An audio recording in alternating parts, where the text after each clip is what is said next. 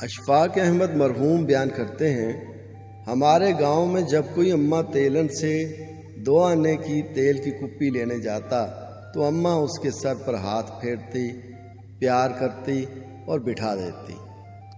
ماں کا حال پوچھتی اور کہتی روٹی کھائے گا؟ وہ کہتا نہیں اماں، بس تیل دے دیں۔ اس کے انکار کے باوجود اماں تیلن اسے تیل دینے سے پہلے 1 پھلکا روٹی کھلاتی، اس پر مکھن کا پیڑا رکھتی، 2 آنے کا تیل دیتی۔ حالانکہ جو روٹی اور مکھن کا پیڑا وہ کھلاتی وہ شاید 3 آنے کا بنتا ہو۔